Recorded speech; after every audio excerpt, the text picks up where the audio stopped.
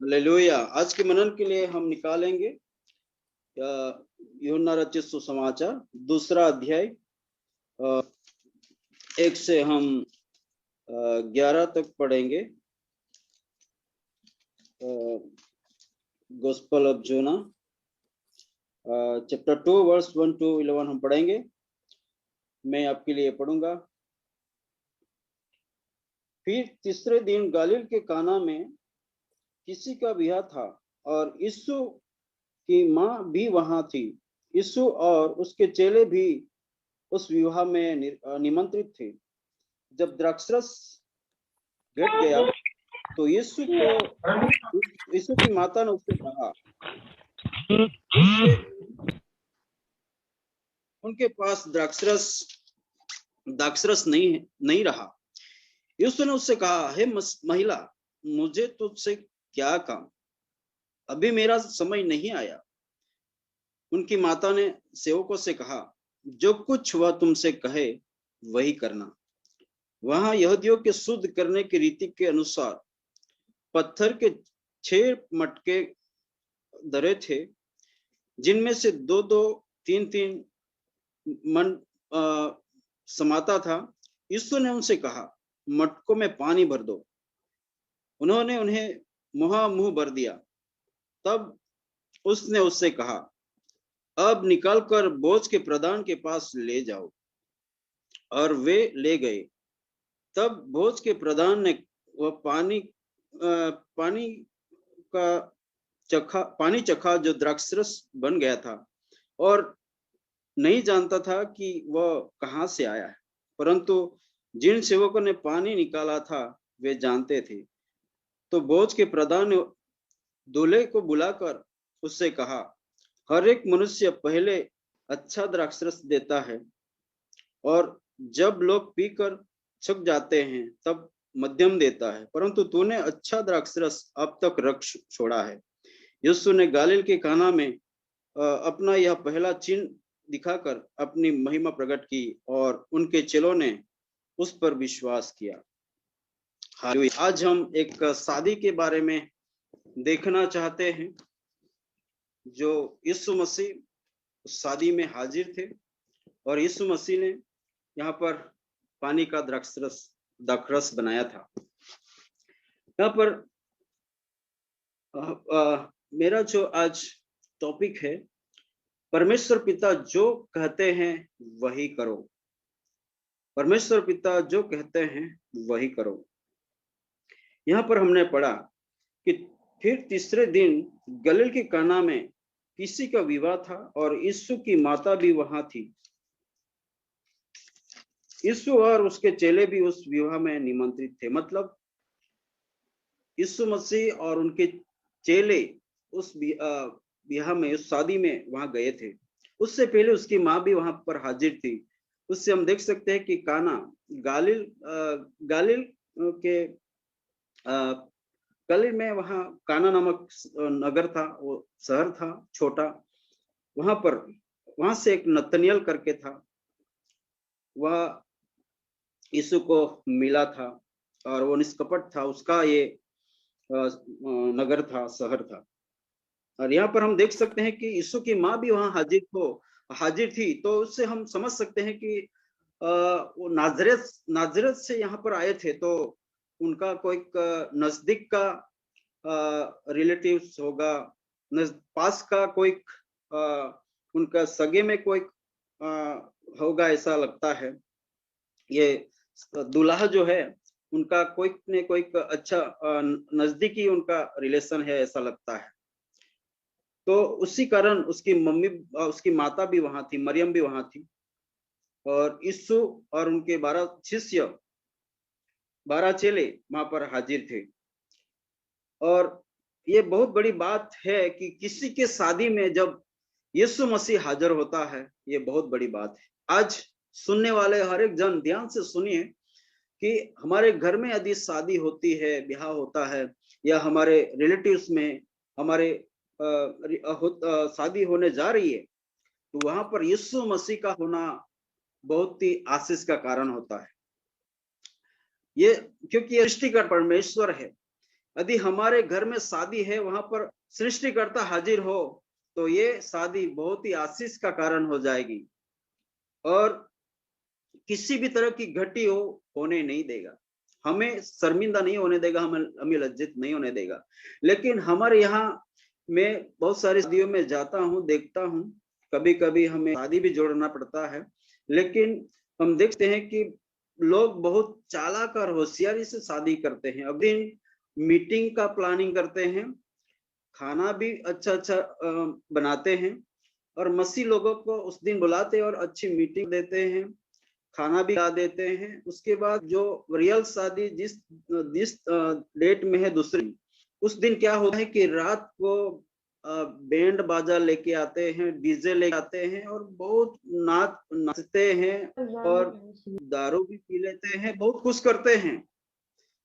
लेकिन जिस शादी में यीशु मसीह को सही में सच में जगह देना चाहिए, वो वहां पर जगह नहीं मिलती है, क्योंकि अगले दिन वो मीटिंग रखते हैं, उसके बाद मीटिंग खत्म करके दूसरे दिन तो नहीं करना करते हैं।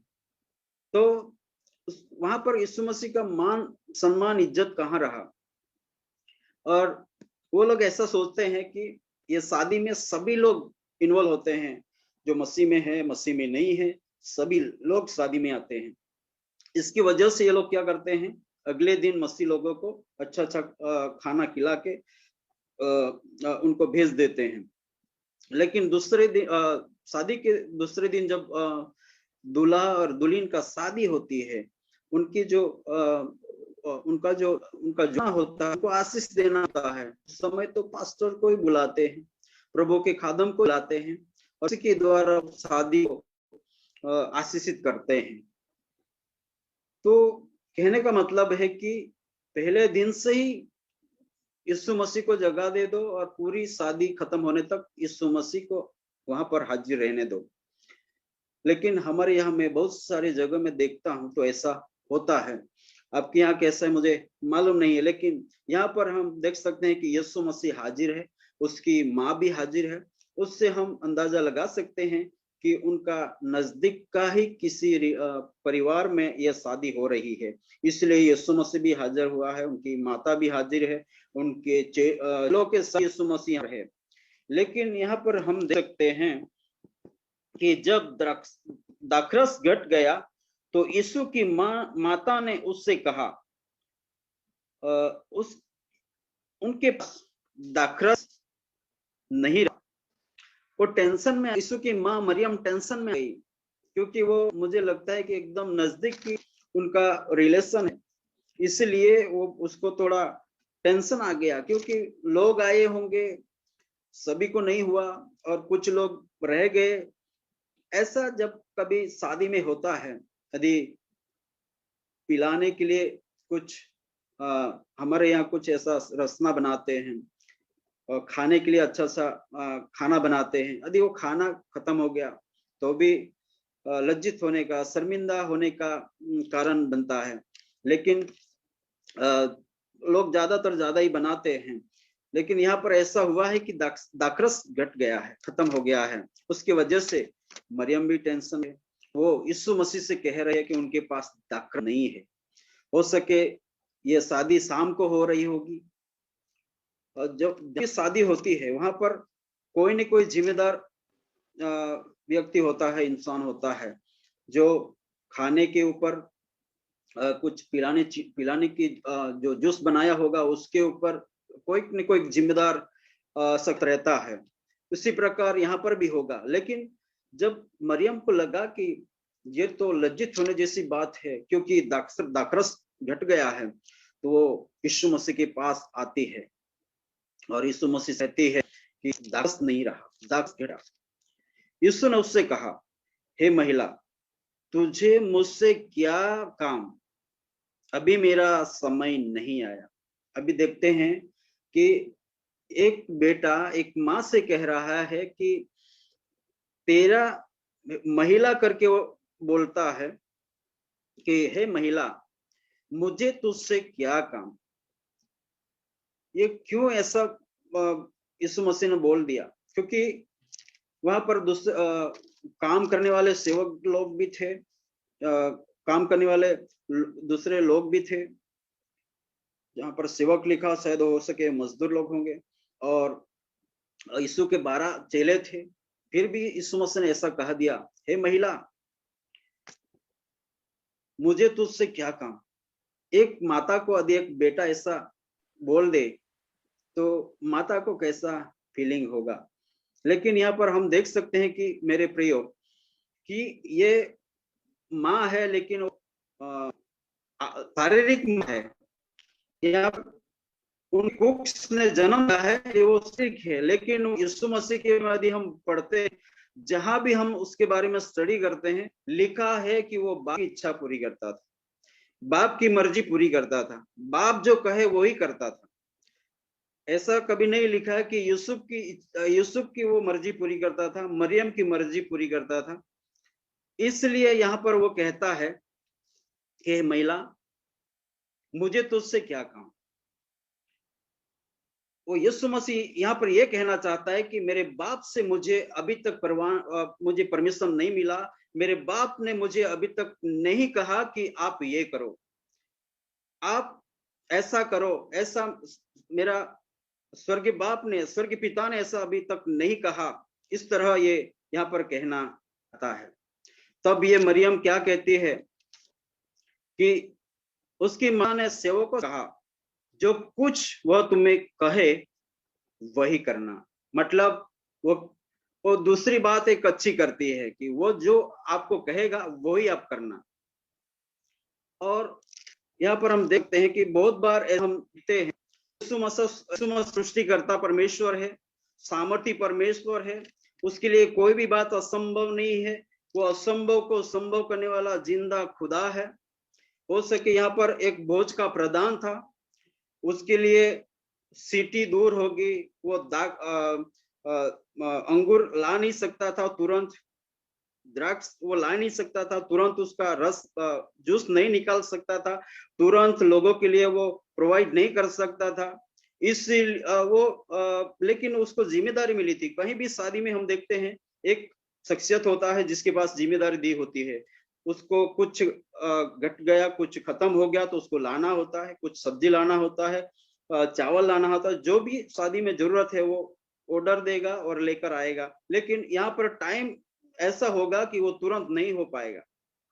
जब इंसान से नहीं होता है तब खुदा करता है। जब इंसान के लिए मुश्किल हो जाता है, इंसान के लिए असंभव हो जाता है, तब खुदा करता है। तो यही बात हम यहाँ पर देखते हैं कि यहाँ पर एक बोझ का प्रदान था लेकिन उससे कुछ नहीं हुआ होगा उसके बाद। और ये बात भी सबको पता चली होगी कि अभी दाखरस खत्म हो गया है। जब यीशु मसीह बड़ा काम करता है, जब यीशु मसीह चमत्कार करता है, जब यीशु मसीह बड़ी गवाही खड़ी करता है, तो उसके बारे में लोगों को पता चलता है कि ऐसा ये चीज कमी हुई थी, ऐसा हुआ था। बहुत सारी बातें हम देख सकते हैं कि जिसके बारे में लोगों को पता चले, उसके बाद प्रभु ने काम किया है। जब हम लाजरस के बारे में देखते हैं, वो उससे बहुत प्यार करता था, उसका दोस्त था। मार्था और मरियम का एक ही भाई था, लेकिन जब वो बीमार हो गया और उसके बारे में यीशु मसीह को पता चला तो यीशु मसीह और रुक गया और उसके बाद वो उनको मिलने के लिए जाता है। जब वो जाता है उस समय तो लाजरस को गाड़ दिया गया था और यहूदी लोग आकर उनको दिलासा दे रहे थे, उनको सांत्वना दे रहे थे कि सभी लोग इकट्ठे होके मार्था और मरियम को सांत्वना दे रहे थे। उस समय यीशु मसीह वहां जाता है, ये दोनों बहन लोग उनसे मिलती है। यीशु मसीह, यदि आप यहाँ पर होते तो हमारा भाई नहीं मरता। लेकिन यीशु मसीह ने कहा, तुम विश्वास करोगे तो खुदा की महिमा को देखोगे। और वो मार्था उससे बातचीत करती है कि हाँ प्रभु, जब आप दूसरे आगमन में आएंगे, जब तब मैं देखूंगी कि वो मेरा भैया जी उठेगा। नहीं, यीशु मसीह ने कहा, मैंने कहा विश्वास तो खुदा की महिमा को दोगे। उसको रखा, वो कहती है कि उसको तो हमने में रख दिया और उसको हमने कब्र में रख दिया। 4 दिन हो गए, उसमें से बदबू आती होगी, दुर्गंध आती होगी, अभी तो सड़ गया होगा। लेकिन फिर यीशु मसीह कहता है फिर भी मुझे दिखाओ। कब्र पे जाते हैं, लोग उसके पीछे जाते हैं और यीशु मसीह कहता है हे लाजरस बाहर आ। यस, सड़ा हुआ लाजरस, उसका मांस हड्डी सब जुड़ जाता है और उसमें जान आ जाती है और लाजरस का जैसा बॉडी था, शरीर था, देह था, वैसा फिर से एक बार जुड़ जाता है और लाजरस जिंदा कर बाहर आ जाता है। वो हमारा खुदा है। जब ये बात सबको पता चल गई थी कि लाजरस मर गया, लाजरस बीमार, लाजरस मर गया, लाजरस को गाड़ दिया, 4 दिन के बाद यीशु मसीह वहां पर पहुंचता है। तब तक तो बहुत सारे लोगों को पता चल गया था कि लाजरस मर गया है और उसको गाड़ दिया गया है। और वहां जाके यीशु मसीह उसको जिंदा करता है। वो है हमारा यीशु मसीह। जब प्रॉब्लम हुआ, समस्या खड़ी हुई, तो वो जब लोगों को, बहुत सारे लोगों को पता चलता है, उसके बाद वो बड़ा चमत्कार करता है, बड़ा काम करता है। वो है हमारा जिंदा खुदा। यहाँ पर भी दाखरस घट गया है, दाखरस खत्म हो गया है, लेकिन वो शायद घर वालों को ही पता है, जो लोग जिम्मेदार है उनको ही पता है, सभी को पता नहीं चला है। और जो लोग जिम्मेदार थे वो क्या बना सकते हैं, क्या ला सकते हैं, वो क्या कोशिश कर रहे हैं, सब कुछ यीशु मसीह ने देखा। लेकिन जब लोग नाकाम रहे, लोग दाखरस बनाने में नाकाम रहे, लोग दाखरस दूसरा लाने में नाकाम रहे, तब खुदा ने यीशु मसीह से कहा कि अब आपको करना पड़ेगा, आपको चमत्कार करना पड़ेगा, आपको अभी पानी का दाखरस बनाना पड़ेगा। आज हम देख सकते हैं बहुत सारे लोग जो है सेवकों को गलत रीति से इस्तेमाल करना चाहते हैं। कोई बीमार है या कोई प्रॉब्लम में है तो उस बीमार इंसान नहीं कहता है, वो प्रॉब्लम में है वो इंसान नहीं कहता है, दूसरे उनके क्या बोलेंगे रिलेटिव्स है वो। आज हम देख सकते हैं कि हमारे पड़ोस में कोई ऐसा समस्या है तो लोग जाके मिलते हैं और वो सेवक को भी लेके जाते हैं और उसको जबरन दुआ करवाते हैं। लेकिन वो इंसान जो पड़ा है वो कहना चाहिए कि मेरे लिए दुआ करिए, मेरे लिए प्रेयर करिए, मेरे लिए पास्टर को बुलाइए, मेरे लिए सेवक को बुलाइए, वो मेरे लिए दुआ करे। तब प्रभु अद्भुत काम करता है। सेवक को प्रभु ने सामर्थ दे के रखा है, प्रभु ने परमेश्वर अभिषेक दे के रखा है, लेकिन सेवक पास्टर ये सामर्थ को अपनी रीति से इस्तेमाल नहीं कर सकता है। वो खुदा जैसे उनको लीड करे, खुदा जैसे उनको अगुवाई करे, तभी अद्भुत काम हो सकता है, तभी वहां पर अद्भुत काम हो सकता है, तभी सामर्थ्य काम हो सकता है, तभी बड़ी गवाही खड़ी हो सकती है। और इसलिए बहुत सारे लोग, जैसे बिलाम को हम देख सकते हैं, बिलाम बालक बिलाम को बुलाता है। बिलाम को खुदा ने ऐसा वरदान दिया था कि वो बोले तो लोग आशीषित हो जाए, वो बोले तो लोग श्रापित हो जाए। और बालक ने उसको, बिलाम को बुलाया था कि इस्राएल को श्राप देने के लिए तो आ जा, लेकिन खुदा ने उसे मना किया था। फिर भी वो बालक को खुश करने के लिए वो जा रहा था, तो सामने खुदा का दूत खड़ा था, खुदा का परिंदा खड़ा था कि तलवार लेके खुदा का दूत खड़ा था। और गधी ने देख लिया, 3 बार वो मुड़ी और 3 बार उसको पिटाई किया, उसके बाद उसकी वाचा को खोल दिया और गधी भी बोल दी कि क्यों मुझे मार रहा है। उसके बाद खुदा का फरिश्ता भी दिखाई दिया, खुदा का दूत भी उसको दिखाई दिया, उसने भी उससे बातचीत किया। यदि मेरे पास होके गधी आती तो आप कब से मैं खत्म कर देता था। उसके बाद फिर भी उसको वो जाता है और अपने आप इजराइल लोगों को श्राप नहीं देता है, लेकिन अपने आप आशीष देता है। लेकिन मेरे प्रियो, हम देख सकते हैं कि खुदा ने उसको आशीष दिया था, खुदा ने उसको सामर्थ दिया था, वो बोले वो हो जाए। लेकिन वो अपनी मर्जी से कुछ नहीं कर सकता था। जब खुदा चाहे तभी वो किसी को आशीष दे सकता था, जब खुदा उसको बोले तभी किसी को वो श्राप दे सकता था। लेकिन बिलाम ने गलती किया और अपना सामर्थ गंवा दिया, अपना परमेश्वर ने दिया हुआ वरदान को गंवा दिया। आज यहाँ पर मरियम भी यीशु मसीह के बारे में जानती थी कि यीशु मसीह यहाँ पर चमत्कार कर सकता है, यीशु मसीह अद्भुत काम कर सकता है, यीशु मसीह जो यहाँ पर दाखरस घट गया है वो फिर से एक बार यहाँ पर बना सकता है। लेकिन यीशु मसीह ने अपनी माँ की बात को नहीं माना, यीशु मसीह ने मरियम की बात को नहीं माना, लेकिन जिंदा बाप की उसने इंतजार किया। स्वर्गीय बाप क्या कह रहा है उसका इंतजार किया। और जब खुदा ने उससे कहा तब यीशु मसीह ने जो नौकर थे, जो सेवकगण थे, उनसे कहा कि मटकों में वहां पर लिखा है, यहाँ यहूदियों के शुद्ध करने की रीति के अनुसार पत्थर के 6 मटके धरे थे, जिनमें 2-2, 3-3 मन समाता था। इन मटकों में 2-2 मन, 3-3 मन पानी समाता था। अब ये पहले भी दाखरस बनाया था, उनके पात्र अलग थे, उनके पात्र अलग थे, लेकिन ये जो पत्थर के मटके हैं वो ऐसे ही रखे हुए थे।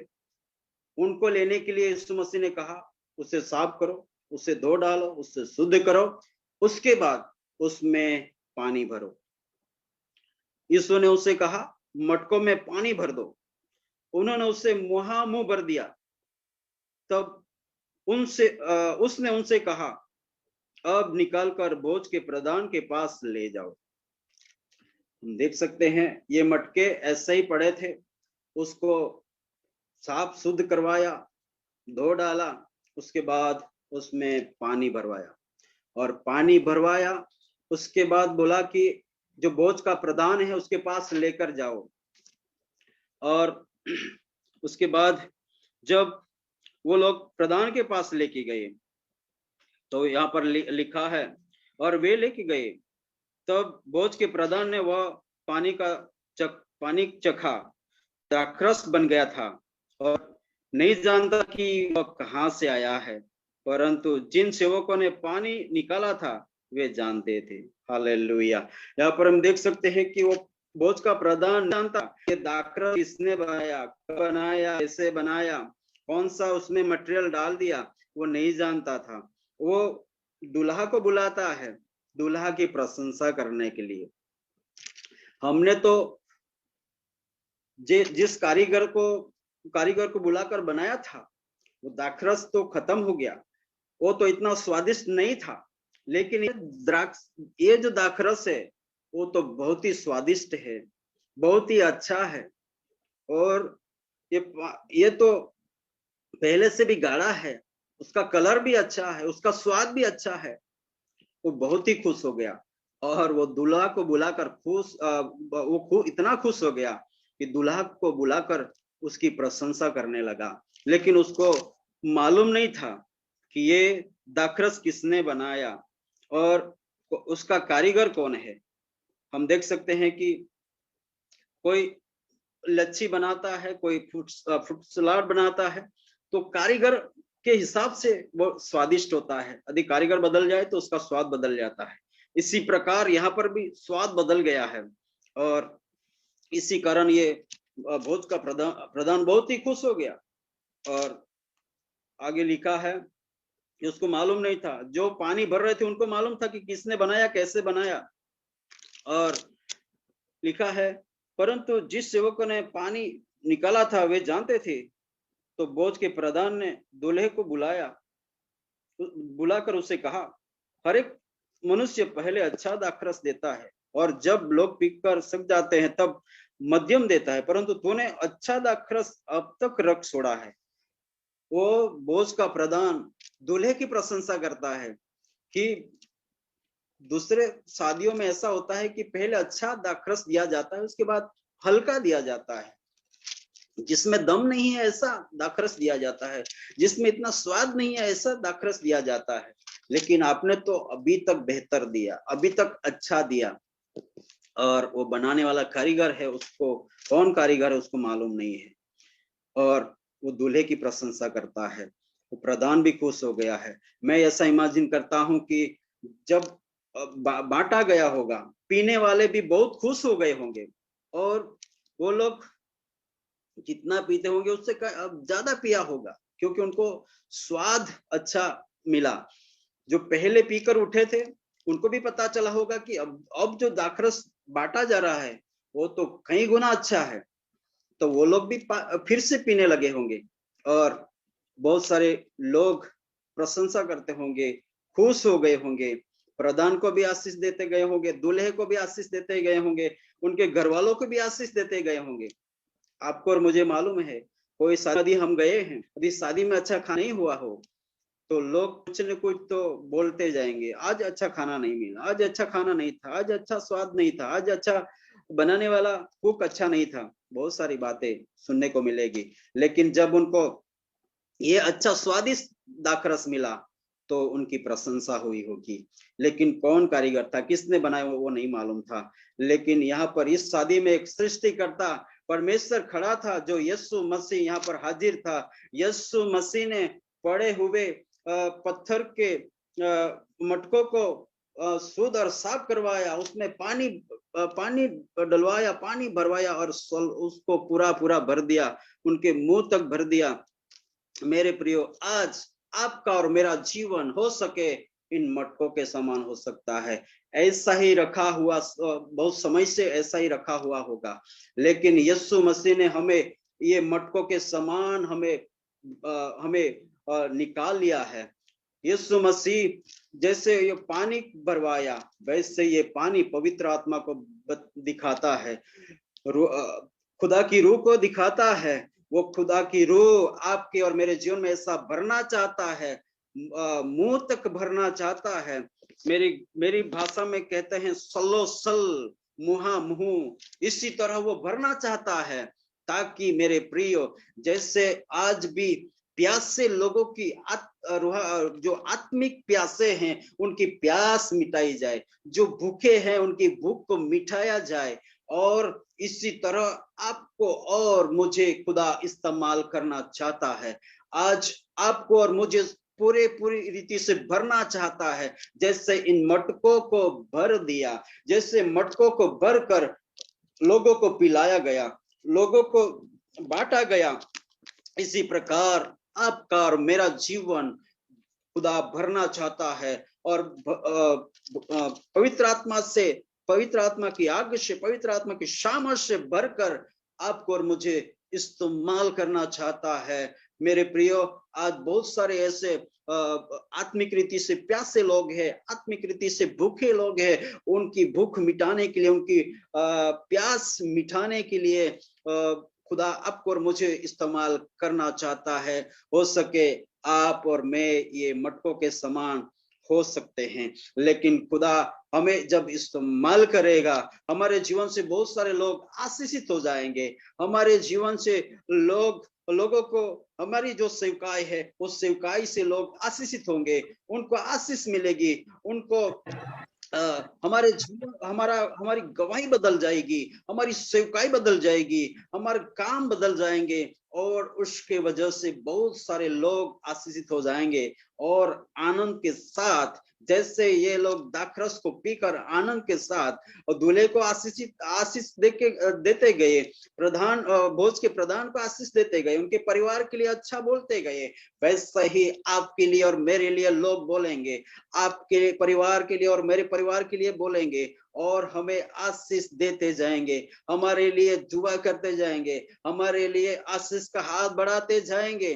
क्योंकि आपको और मुझे भी खुदा इस पड़े हुए मटकों के समान भरना चाहता है और इस्तेमाल करना चाहता है। आज मेरे प्रिय सुनने वाले हर एक जन सुनिए, और आपका जीवन और मेरा जीवन इसी तरह इस्तेमाल होने पाए। हालेलुया। हम देख सकते हैं कि ये जो यहाँ पर हम देख सकते हैं कि जो प्रधान था उसको मालूम नहीं था, भोज का प्रधान था उसको मालूम नहीं था, लेकिन यहाँ पर एक सृष्टिकर्ता खड़ा था जो यीशु मसीह जिस दाखलता को उगाता है, बढ़ाता है, उसके ऊपर फल लाता है और उसके ऊपर अंगूर की लूम को लाता है, उसमें रस को भरता है, उसमें स्वाद को भरता है, उसमें कलर को लाता है, वही खुदा यहाँ पर खड़ा था। उसने इस पानी में मेरे प्रियो स्वाद को लाया, उसमें जो मीठापन है उसको लाया, और जैसे अंगूर का स्वाद होता है उस स्वाद को ला भरा,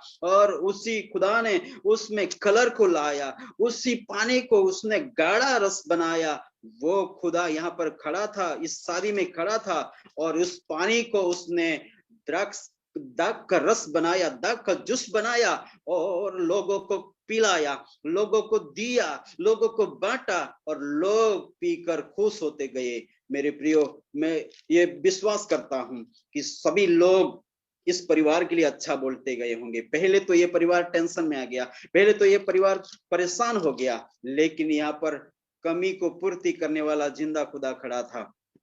वही जिंदा खुदा, वही यीशु मसीह आपके यहाँ और मेरे यहाँ यदि शादी हो रही तो यहाँ पर उनकी उपस्थिति होना बहुत जरूरी है। हमारे रिलेटिव्स में यदि शादी हो रही है तो वहां पर यीशु मसीह का होना बहुत जरूरी है। इसलिए मेरे प्रियो, यदि जैसे मैंने हमारे यहाँ क्या होता है मैं पहले बता चुका हूँ, वैसा यदि आपके यहाँ भी होता है कि फॉर्मेलिटी पूरी करने के लिए अगले दिन एक मीटिंग का आयोजन किया जाता है, लोगों को इकट्ठा किया जाता है, मीटिंग करके अच्छा खाना दिया जाता है, उसके बाद उनको छोड़ दिया जाता है। वैसा यदि होता है तो हम यीशु को किनार पे कर देते हैं, और दूसरे दिन हम पास्टर को लाकर आशीष देने के लिए उनको बुलाते हैं, विधि करने के लिए, उनको जोड़ने के लिए, उनको आशीष देने के लिए हम पास्टर को ही हाथ में सौंपते हैं।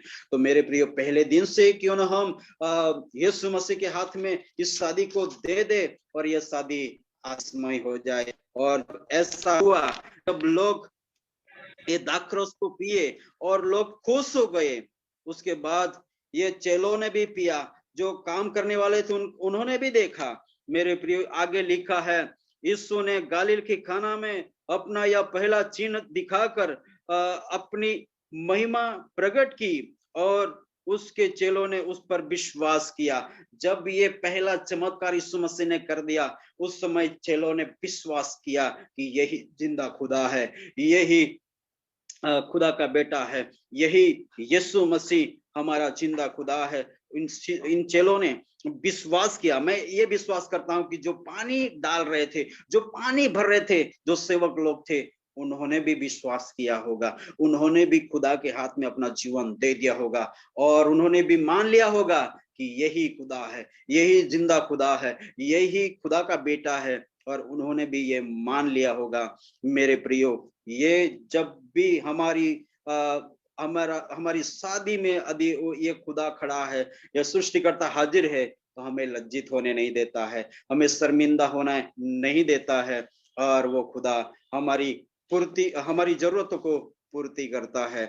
और वो हम देखा हमने पहली बात की, वो इंसान का कहना नहीं करता है, वो जिंदा बाप का कहना करता है, और उनकी पूरी सेवकाई में अपनी पिता की इच्छा पूरी की है। इसलिए मेरे प्रियो, यदि खुदा ने आपको एक सेवकाई के लिए बुलाया है, यदि खुदा ने आपको अभिषेक दे के रखा है, सामर्थ दे के रखा है, इंसान को खुश मत करिए, इंसान को खुश करने के लिए कोशिश मत करिए, इंसान के कहने के अनुसार मत चलिए, लेकिन हमें जिंदा बाप क्या कहता है, हमारा यीशु मसीह क्या कहता है, हमें रूह कैसे लीड करता है, वैसा ही हमें करने की आवश्यकता है, वैसे ही हमें आगे बढ़ने की जरूरत है। वो चाहता है कि हमें इन मटकों के समान मुंह भरना चाहता है, सलोसल भरना चाहता है। क्या आज आप तैयार हैं?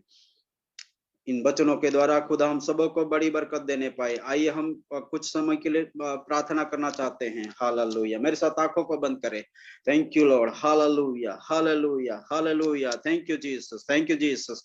Hallelujah, hallelujah. करुणामय जीवित सामर्थी खुदा, नाज़रेत यीशु के नाम में खुदा हम धन्यवाद देते हैं। प्रभु जी, आपने हमसे आज बोला है प्रभु जी, हाँ सच में आप अपनी माँ के कहने के अनुसार आप नहीं किया, क्योंकि आप जिंदा बाप जो कहता है, स्वर्गीय बाप जो कहता है वही करते हैं, और वैसा ही आपने किया। और जब आपने किया तो प्रभु जी हालेलुया, अद्भुत काम कर दिया। जो इंसान के लिए असंभव है वो बात आपने संभव कर दी। जो मटके से ही पड़े थे उन मटकों को आपने शुद्ध साफ करवाया और उसमें पानी मुंह तक भरवा दिया, सलोसल भर दिया।